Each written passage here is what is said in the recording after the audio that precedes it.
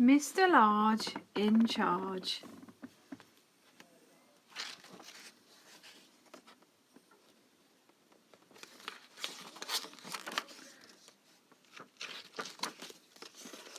Mrs. Large opened one eye and peered out at the morning. She forced open the other eye, dragged herself out of bed and set off downstairs to the kitchen, where Mr. Large had kindly started the children on their breakfasts. "You look ghastly, dear," said Mr. Large. "Don't say that to Mummy," said Laura indignantly. "Mummy looks beautiful," exclaimed Lester. "Beautiful, Mummy," cooed the baby. "Yes, of course Mummy's beautiful," said Mr. Large. "I meant she doesn't look well. Are you feeling all right, dear?"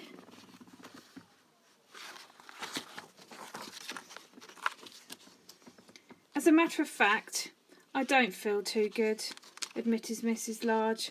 "But I was going to take them all to the park later on. Then there's the shopping and the lunch, and then there's... Well, you don't have to worry about any of that," said Mr. Large. "It's the weekend, so I'm in charge. Go on, back to bed with you. We'll take care of everything, won't we, kids?" "You bet," yelled Lester.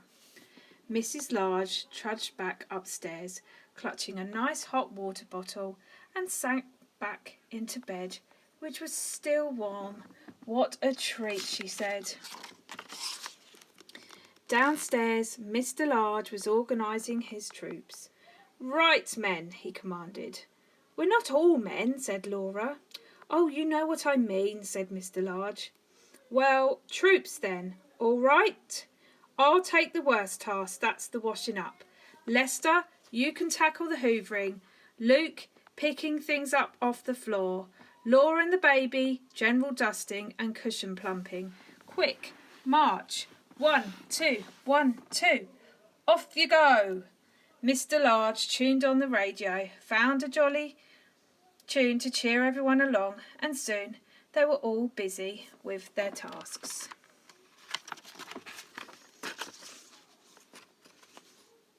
Upstairs, Mrs. Large was jolted back from the brink of sleep by the astonishing amount of noise blasting up through the floorboards.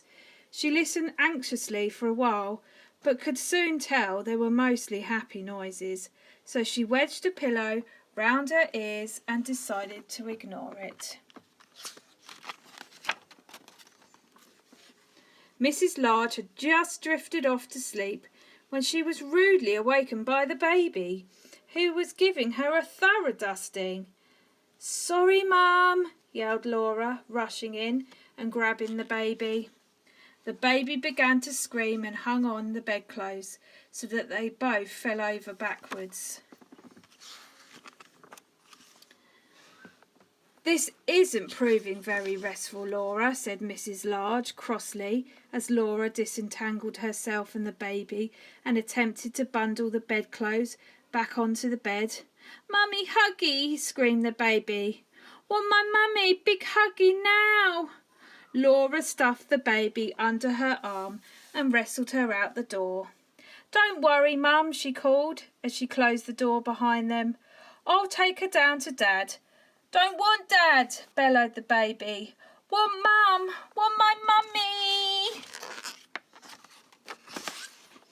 Mrs. Large rearranged the mangled bedclothes and snuggled down, feeling decidedly jangled. Suddenly there was an almighty crunch from downstairs, and the Hoover stopped abruptly. The bedroom door opened, and Lester looked in. "It's all right, Mum," he reassured her. "Nothing broke. It just sounded bad." Luke's head appeared round Lester's knees. "That's right, Mum," he agreed. "Nothing to worry about. You just go back to sleep. Everything's under control." Mrs. Large was finally dropping off when Mr. Large crashed open the bedroom door. "We're all off to the park now, dear," he announced. "We'll get the shopping on the way home. Then we can bring you a nice lunch." "Thank you, dear," said Mrs. Large. I'm having a lovely rest." Mr. Large beamed and blew his wife a kiss as he backed out the door, closing the door very quietly. At last, Mrs. Large dozed off. What seemed like 5 minutes later, she was woken by the smell of burning. Then Laura put her head round the door. "Dad says not to worry about the smell," she said. "He's getting the lunch and he wants to know if you'd like some." "What exactly is it?" asked Mrs. Large nervously. "Well," said Laura, "it was something in a special sauce, but Dad just had a little look at the football on TV. Well, it was quite a long look actually, so now it's just cheese sandwiches." "I think I'll carry on sleeping, thank you, dear," said Mrs. Large. "Perhaps I could join in at tea time." "Righto," said Laura, slamming the door as she rushed off to tell Dad. Mrs. Large closed her eyes and tried to relax. What seemed like 3 seconds later, the door crashed open again and all the children came charging in. "We're going to play football with Dad," yelled Lester. "In the garden," said Luke. "Now," said the baby. "Are you feeling a bit better?" asked Laura. "Mummy, better?" asked the baby. "Big huggy." "A bit better," said Mrs. Large. "You go and have fun with Daddy and perhaps I'll all be right later on." "Big, big huggy," wept the baby as Lester scooped her up and carried her out. "Big huggy, Mummy, now."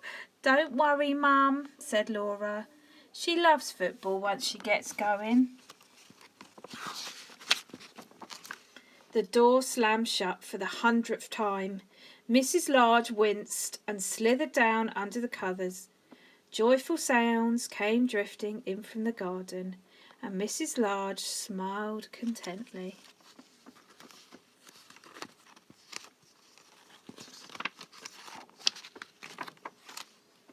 "5 minutes later, Lester burst into the bedroom. "Dad says, where are the bandages?" he yelled. "Don't worry, Mum, it's not the baby. Dad tripped over the rake." "They're on top of the bathroom cabinet," said Mrs. Large weakly. After a while, the door opened again, and Mrs. Large came in carrying a tray laden with tea and cakes. The children sneaked in behind him and lurked. The baby didn't lurk for long. She climbed grimly onto the bed and clasped her mother round the neck. "Big huggy," she crooned. "Everyone out," ordered Mr. Large. "Let Mummy have her rest now. She's not well today." Mrs. Large heaved herself into a sitting position and patted the covers. "That's all right, dear," she said. "I've had a very restful day and I'm feeling much better now. Why don't you all join me for tea?" "Well, if you're sure," said Mr. Large, and everyone piled onto the bed to tell Mrs. Large all about the day she'd missed. The end.